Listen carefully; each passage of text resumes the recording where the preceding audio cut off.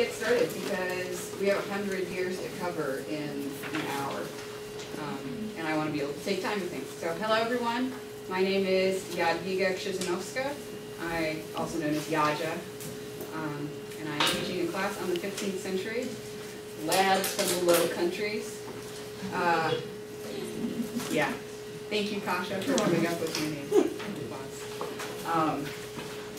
So on this first page, there's a piece of music from one of our composers. This is Jadwiga, and he's going to be the second composer we cover a little bit about. Okay, so let's get started. So here's a little bit of timeline for what was going on during the 1400s, 15th century. I'm going to start with Agincourt, happened in 1415, so we're still, 100 Years' War is going on all the way till practically to the middle of the century. So Joan of Arc finished Orleans, or ends the siege of Orleans in 1429. The Papal Schism didn't get fixed until 1417. The Papal Schism was when there were 3 popes in Europe. There was one in Avignon, one in Rome, and then another one in Spain to try to reunite the rest of them. It was a bad time. And that didn't get fixed until 1417. 100 Years' War ends in 1453. Constantinople got conquered by the Ottoman Empire in 1450. A lot of things happened in the 1450s. The War of Roses got started. The printing press finally got better and more usable in the middle of the century, and so we see some printed books and music. I think printed music didn't start until 1500, so another 50 years. Richard III took the English throne in 1483, and Columbus discovers the New World in 1492. So, rough overview of things you might be familiar with. Our first composer we're going to look at is Dufay, and you can see where his dates lie. So he's there for first 3 quarters of the century. And then the second one we're going to look at is Jadwiga, and he's in the next generation, so they overlap a fair amount. And then we have Josquin from the middle of the century, starting into the 16th century. So we'll cover each of these composers. They're all from the Low Countries, and we'll get into a little bit of why it's all phlegms all the time. Did they know each other and meet each other? Yeah, they're all from the same school, so they would have taught each other. Jadwiga, I think. Aaron, do you remember who did laments on? They did the laments on everyone's deaths. Yeah.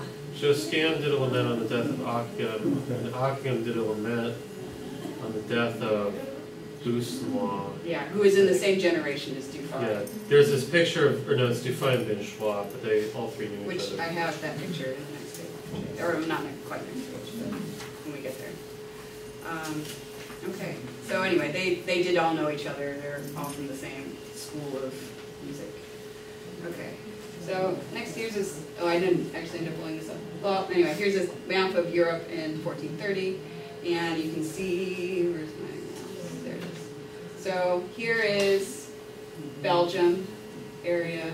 Here's Burgundy. So kind of the Burgundians and the Franco-Flemish, and here's France. This is before the 100 Years' War ended. So France has the pink stuff, and England has the purple.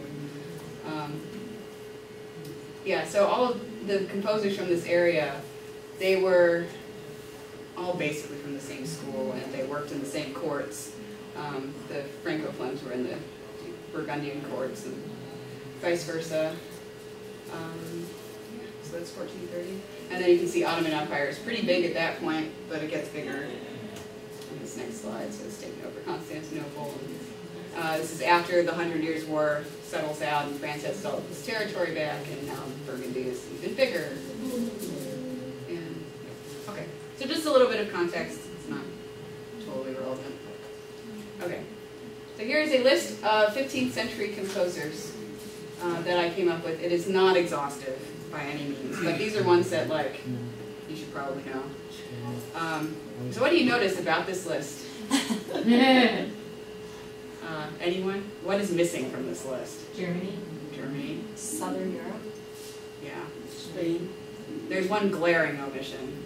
There's Given no Italy. Italy is Yeah. the glaring omission because, you know, this is during the Renaissance, like all Well, they weren't making music then. well, I'm gonna get into that, yeah. So, when we say that there's, like, this century is dominated by the Franco-Flems, I am not kidding.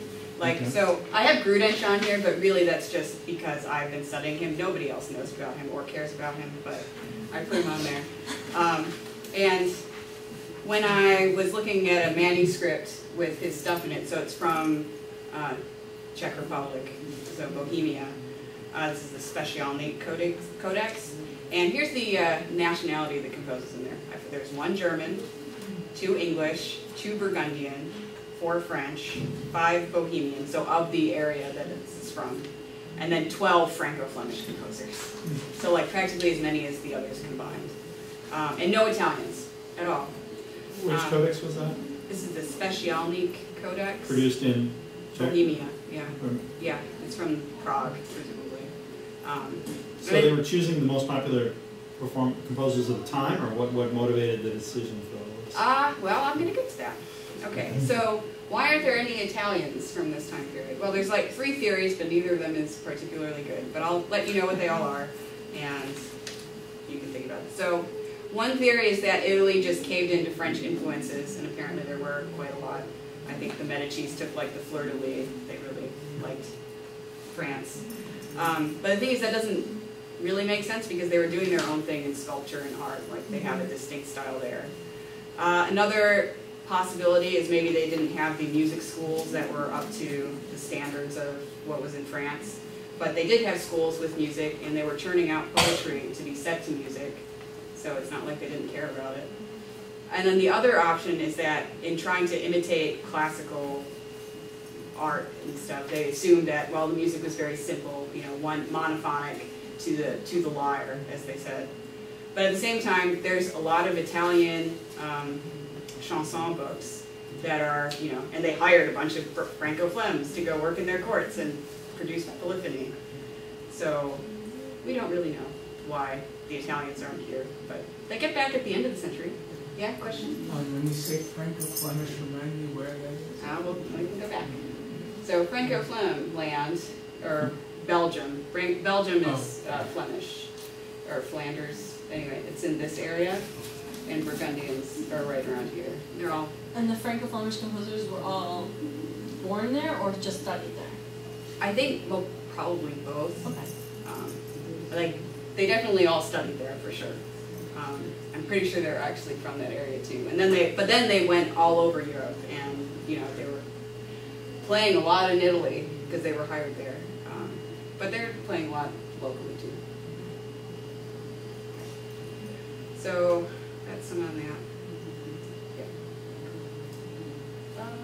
So I'll go on from composers. Okay. So the next thing we're going to look at is Guillaume Dufay's Bonjour Bon Mois. So Guillaume Dufay is from the first generation of 15th century composers. This is a little picture of him. Aaron is talking about a picture of him in Villechoix, and this is the Dufay half. So he's got a nice chorded organ there. And in this class, I'm not going to focus much on the lives of the composers because I just want to get into the music, the meaty stuff. So this piece that we're looking at, it's a rondo. It has a cantus tenor duet. It has common early 15th century cadences. And the cadences for the cantus, especially at the end of the stanzas, are highly ornamented. And it's not greatly melismatic in comparison with that stuff. Yes? What is a cantus tenor duet? Well, we're going to get to that. This is just an overview of what we're saying. There's a lot of terms here. I'm going to define them all, and that's why you have a terms page, so that way you can hear all the definitions. Okay, so we'll start at the top. I don't have a separate thing for this, but I have in your packet, I have, there's a page on the rondo. A rondo is a poetic form and music form, I guess. But it's definitely a poetic form. The piece that we're looking at is simple rondo. They get more complicated the longer they get. So in your handout, it shows the rhyme structure. The rhyme structure is on the gray part right here. And then the music structure is simple. There's just an A and a B section in the music. I'm not going to go into this. It should be pretty self-explanatory. Does anyone have any questions about how this works? I just wanted to show like that is how it works. I'll go on. So, cantus tenor duet. So first off, what is the cantus? The cantus just means like the top line of the music. Yeah, pretty much if there's a cantus, it's the top line. And the tenor is a lower line. In this case, it's the bottom line. And by duet, I mean that the music is, like they're doing the same thing here. It says, bonjour, bonjour, bonne traîne. And this is doing the same thing, just an octave lower. Literally the same line of music. And does it again in the second. So this is the first part of the music, and this marks the B part. And this time the tenor starts and does, you know, bonne femme, belle dame, bon vin. Same thing in the top line. And then the middle line is doing something. It's like that. It's clear that the top and the bottom line were composed first, and then they filled in with. In fact, there's I think rules on like how to write your piece. I can't remember what you start with, but the last one to put in is the middle line. And this is common among pieces from this time period. In the history book that I used, the music history book that I used for this, they used a different piece, and it has the same kind of cantus tenor duets in it. Okay. Any questions about this part? No? Okay, then I'll go on. So the next thing is it has the common 15th century cadence. So a cadence is, actually I have the definition right there. So a sequence of notes or chords comprising the close of a musical phrase. So I want to demonstrate a common modern cadence so that you guys all know. Okay.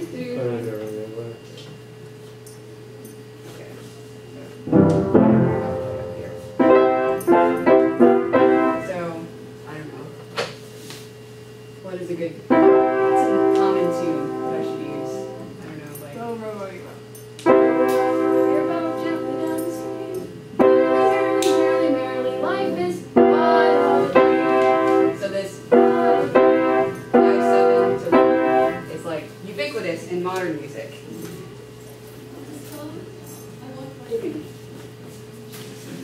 But in the 15th century and earlier, they didn't have the 5/7 chord. They didn't use it. Instead, they had these kind of cadences, and I will demonstrate what they sound like. Here. So here's the first. Where is my mouse? There it is. Okay. So here's the first one sounding. Second one. Oh, it's just been doing more than this. Third one.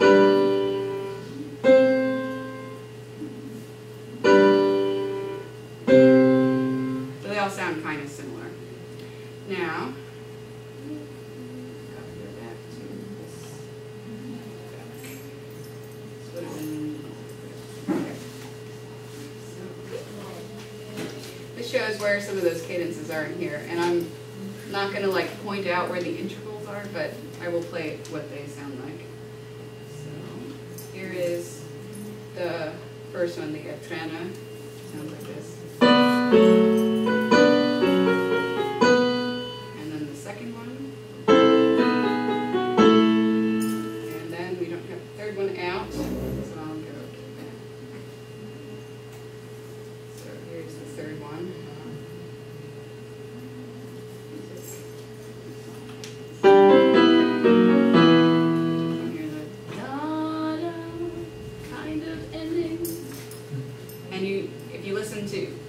Music from this time period, you'll hear it all over the place. And I think it's common in the previous century too. So that's the cadence. Have I missed anything with that? I don't think so. Okay, so the next thing we're going to talk about is the melisma at the end. And so a melisma is when you have one syllable and then a lot of notes on that syllable. And so if you look at the top line, it's doing all this, it's holding on the syllable B, nice nasal, and then going all sound. Well, you kind of heard a little bit of it, and we hear it when we listen to the piece, but I didn't have an example of it. I guess I could sing it.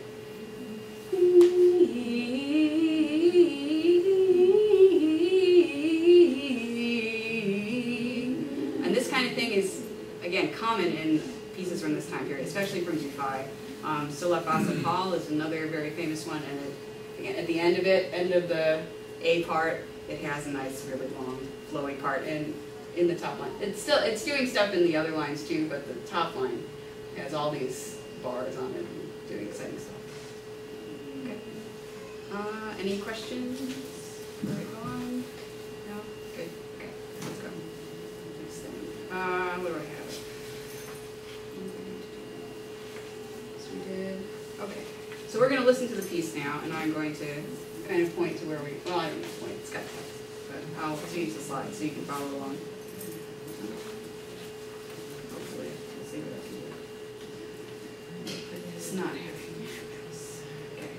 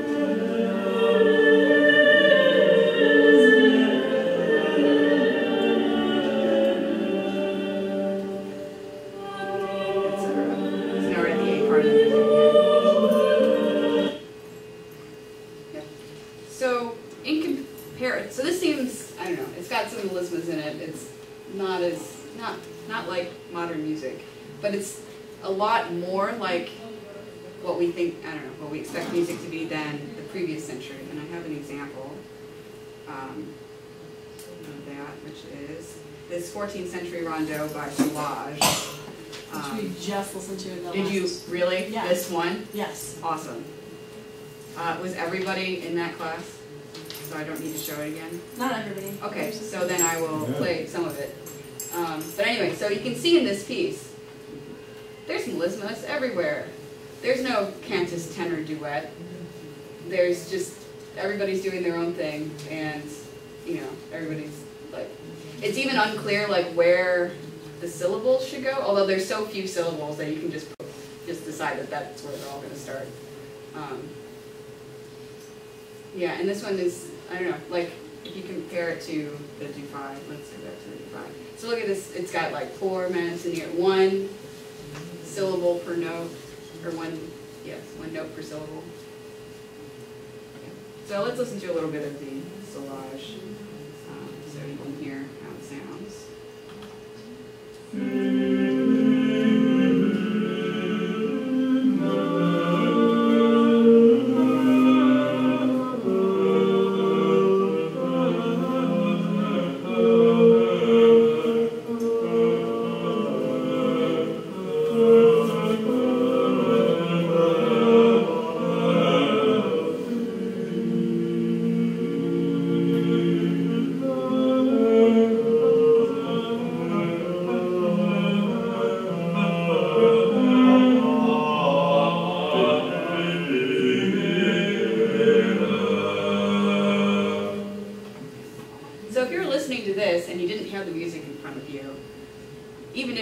French, I don't think you could necessarily know what the text is. I mean, they're saying probably something about human, but with the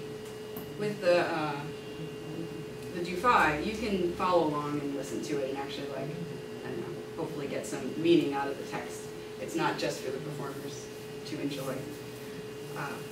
Okay, so that is all I have to say about Dufay's Bonjour Bon Moin. You'll get to hear it in the concert tonight.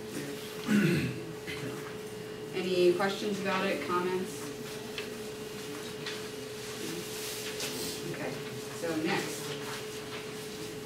we have, oh, that was me summing up what we talked about, all these things. Ornamentation, it's one of the definitions. Ornamentation just means that you're taking a note and then making it pretty. So like those melismas on the end for the soprano part. That's all ornamentation. It sounds, it's made florid, made proofy. I don't know. I'm not having a good way of explaining it. Okay. So, forward. Yes, I think I explained all this stuff. Okay. So, next we have the 15th century Mass. So, in previous centuries, when a priest was trying to figure out what music they wanted for the ordinary of the Mass, and I should mention what the ordinary is. Let me start there. So the ordinary of the Mass. So if you go to a Catholic Mass today, there will be some parts that are the same in every Mass, and they're often sung. And these parts are called the ordinary. So examples would be, there's the Kyrie, there's Agnus Dei, Credo, Gloria, Sanctus. That might be it. Yeah, I'm missing any. Anyway, about five parts. So before the 15th century, if you wanted to pick music, you would go to your book and you'd go to the Kyrie section, and it would have all the settings of Kyries, and then you go to the next section and pick the one for the Gloria, etc. They weren't related to each other. People would just, composers would pick one and then compose for it. I think there's an exception. There was one composer in that, I think it might have been Macho, but don't quote me on it, that had done a whole set of them, but he was the exception, not the rule. In the 15th century, they started experimenting with doing a set. They started like doing the pairs of them. Maybe they did a Kyrie and an Agnus Dei or something. And then eventually, what this century is known for with the Masses is they had a whole set. So they would do all of them. Maybe they would leave out the Credo because it's so long. And they had tried to figure out how to make them unified. And over time, what they settled on the way to unify them was to take Cantus Firmus, so take a pre-existing melody and say, okay, this is going to be the line that I start with, and then compose the other lines based around that line. So a Cantus Firmus is pre-existing melody used as the basis for polyphonic composition. So it just takes them. In the beginning, they started with chants because they had all these melodies to start with. Now, by saying that they took it to start doing the composition, that doesn't mean that like you can hear the melody of the underlying piece.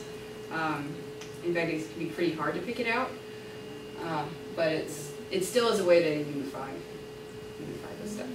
So we're going to talk about one particular Cantus Firmus that was used a lot, La Marmée, and I have the tune right here. It's 31 bars, which is relevant for reasons. So this piece there's a lot of, what? Relevant for reasons. Yeah. I haven't practiced it giving this talk. Can you tell? Okay. So, La Marmée. It is believed that this had some special tie with the chivalric order of the Golden Fleece. At least scholars believe this to be the case. And one of the ways they say is because, well, there were 31 knights in the order, and there were 31 bars in this piece, and they tended to all come out around the time of a crusade, and so probably the knights of that order commissioned the musicians to write it. And then it just became a tradition that composers, would write a La Marmée Mass cycle based on it. So the tune for La Marmée goes, La Marmée, La Marmée, La Marmée, La Marmée doit en douter. On avait partout crié que chacun se vienne armé d'un noble gant de fée. La Marmée, La Marmée, La Marmée, La ma me doit tendu te. It was a nice catchy tune. Yeah, so we're going to look at one of the masses composed from this, with this Cantus Firmus. And one of them is Ockegham's La Marmee Mass. According to what I was looking up, Ockeghem may have been commissioned to write this celebrating the end of the 100 Years' War. Remember, he's in the second generation, so he's composing around the middle of the century. When was the ordinary standard for the mass introduced? Was that Forever. So it's been there for a Since long like yeah. the 10th From century. George? Yeah. Yeah. But they didn't start, again, doing a thematically related cycle until this century. But it was standard. These are the parts that have to be Oh, in yeah. the mass for Oh, it to be a yeah. mass. And all manner of composers would write masses based on that standard. Well, yes. Although most, composers would say, oh, I want to do a Kyrie, so I'm going to do a Kyrie. Pick one to do. Not all of them. Okay, so this is from the Chigi manuscript out of the Vatican. And if you look right here, it says La Marmee, and look, or Kyrie, Kyrie, Kyrie, or eleison. Yep, and then it goes, Kyrie. Except when you actually hear it, well, we'll listen to it and you'll find out. I will try to point out where this is, but it's hard to hear. Okay, and to prove that it is in all the sections, I have several sections, including this one. So here is the part of the Gloria. So glory to God in the highest, and peace to His people on earth. So this is the In Terra Pax, peace to His people on earth.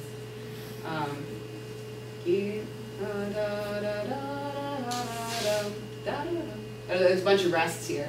That's what these are. Etc. And it's the whole piece. Okay. That's the Gloria. And now we have the Agnus Dei tenor part again. Rest, rest, rest, rest, rest. Rest a bunch. So everything that has this underpinning in it. Okay. Now let's actually listen to it. So this is the Kyrie section.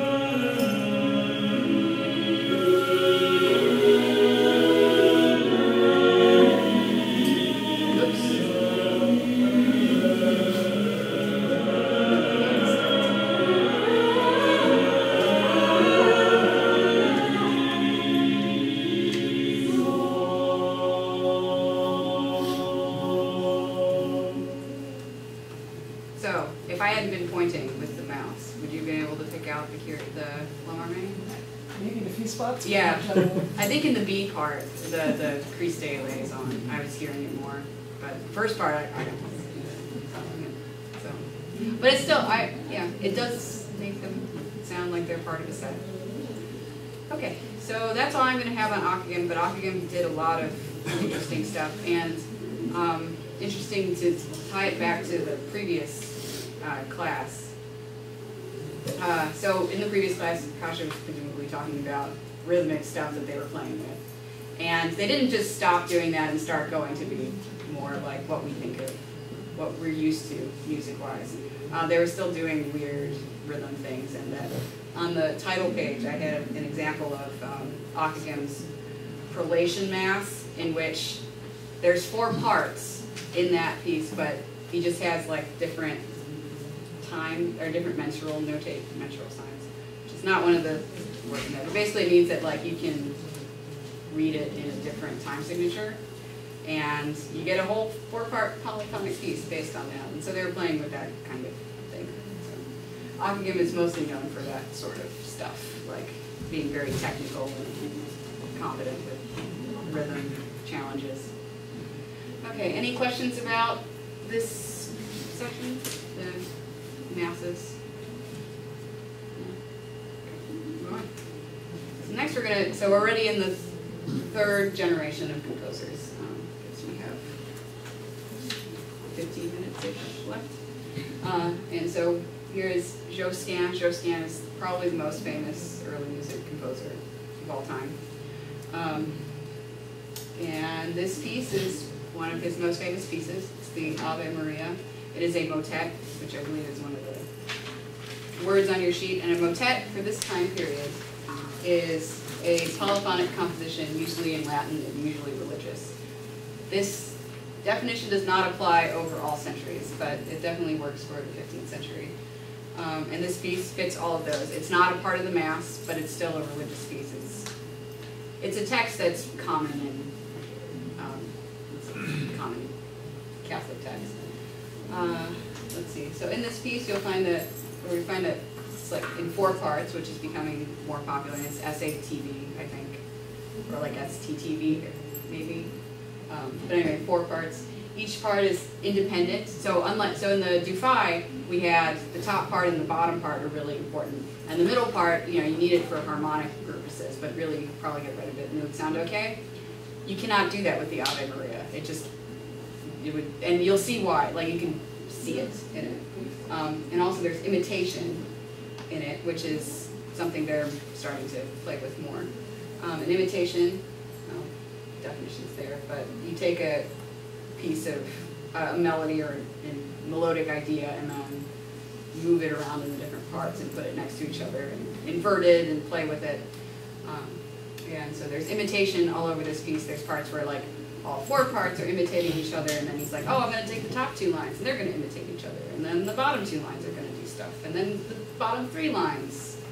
So this piece is like, Josquin is like, I'm going to experiment with imitation. That is my thing. And then the other thing that's you can tell in this piece is that there's distinct phrases and sections. So in early music, it can be hard to tell, like, if you're practicing it, where to, all come in. Where do you want to start? It's like, no place is good. But in later music, there's obvious places where it becomes, it's a nice cadence point. So like everybody is ending together. And this piece has that, so it's not too hard to practice. Okay, so let's dive in.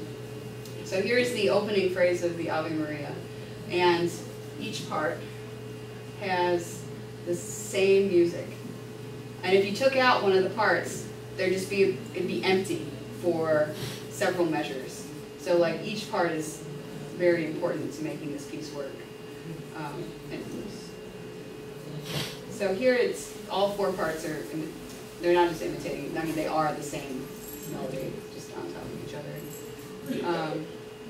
And then, so in the second page of this, you see that and so here they're not doing exactly the same thing. Now they're all playing with the melodies and doing a little bit different stuff. But anyway, here you can see that these got the top 2 lines are imitating each other, and this one has imitating at different pitches. So this is G to C, and this one's C to F. C to F, yeah. So they're not quite the same. And then the top two lines and the bottom two lines. That's all the printed music I have. That gives you an idea of all of these. So let's listen to it. It's very pretty.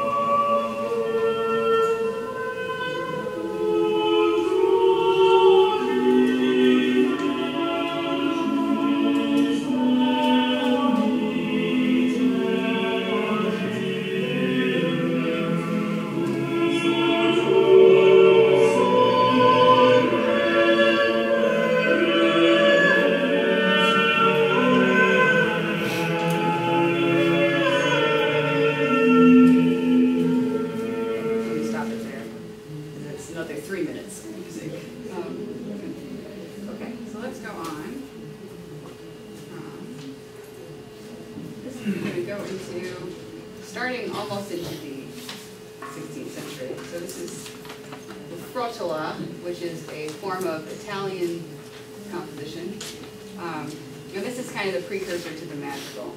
Does everyone know what madrigals are? I think so. But I'll just, so madrigals were popular secular polyphony from the 15th and 17th.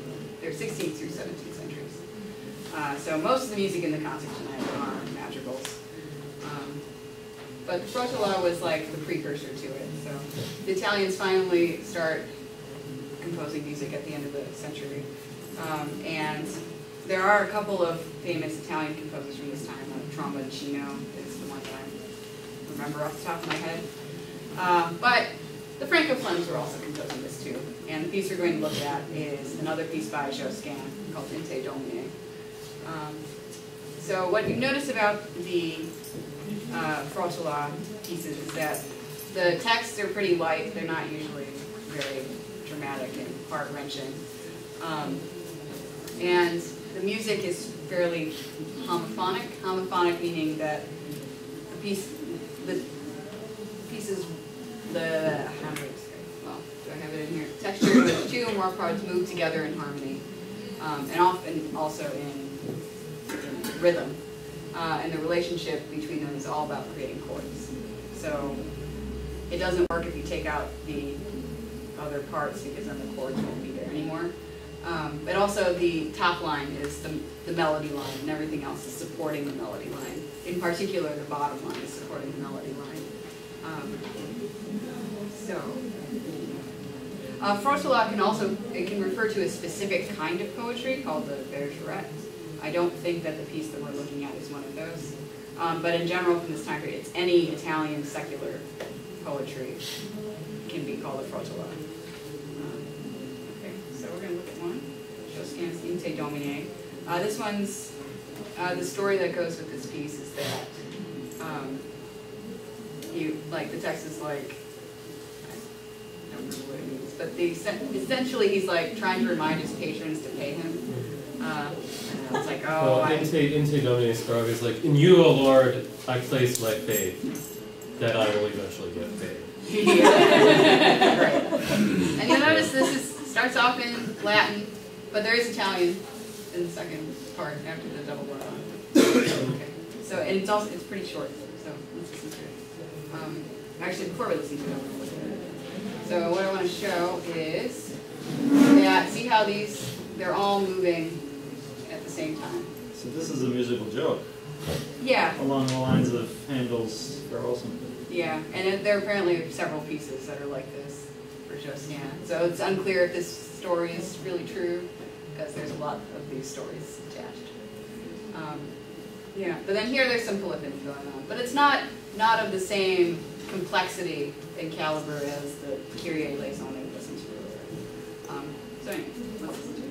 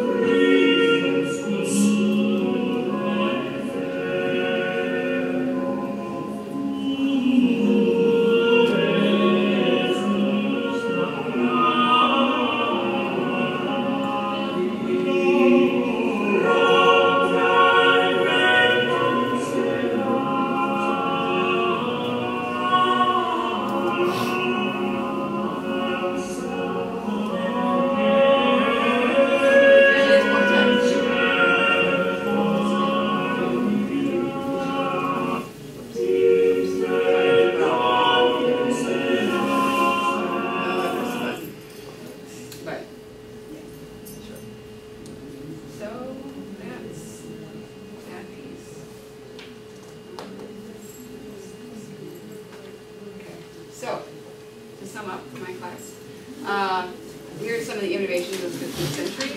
Music follows the text more closely than it has in the previous century. The ordinary of Mass was unified with the Cantus Firmus. They started composing for all of the ordinary of Mass, or most of it, instead of just individual sections. And they unified it with the Cantus Firmus. Parts become more equally important, and imitation between different sets of voices was experimented with.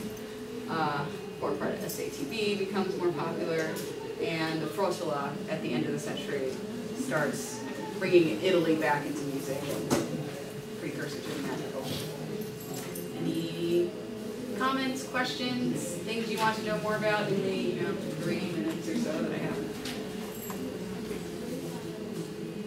A lot of this is secular popular music. A lot of this? Well, of the pieces I did, half of them were, half of them weren't. Right. It sounds like the trend is more toward making music that's easier for people to actually get together and sing. Yeah, I also like understand what the text is. Especially compared to our Cecilia, which Yeah. is the last thing we talked about in the 14th century. And that would be tied to printing. The music is being distributed and sold for... Well, so the printing doesn't really get started until the beginning of the next century. Music printing. Music printing, yes. In the middle of the century, they started, like, that's when the Gutenberg Bible came out. But music printing doesn't get started until later. Aaron, do you know, remember when? Jitusi, the first music published, I believe, in the Hekaton, which is the first book of published music, I believe is 1501. Yeah. I could be wrong. So that's what I remember. They were experimenting with stuff. There's in my book. Oh, also, I guess I can comment on the book to get if you want to know more is Alan Atlas's Renaissance Music. It was the textbook for my music or Renaissance music musicology class that I took in college, and it's really readable and it's got good information. So he talks about printing in a time period, and he has some examples, like they were doing wood blocks with it. Those look terrible, but you know, do what you can. It's kind of interesting in the 16th century because the first stuff looks really great, Yeah. but it was very time consuming to produce because you had to send it through the press 3 times to make sure each plate lined up. So it looked really nice, but it was really expensive. And then they started doing it like one note with movable type, and it looks like the lines don't line up, and it's kind of crappy, but it was much, much cheaper. And that's really when whole music making started. And one of the examples that I really liked was write in your own lines. So you had the notes, and then you had to put them in. That never caught on. You didn't say. Yeah. Yeah. I don't know, any other interesting stuff from this time that I can remember? I guess, I don't know, how did people learn about, like, how were they trained?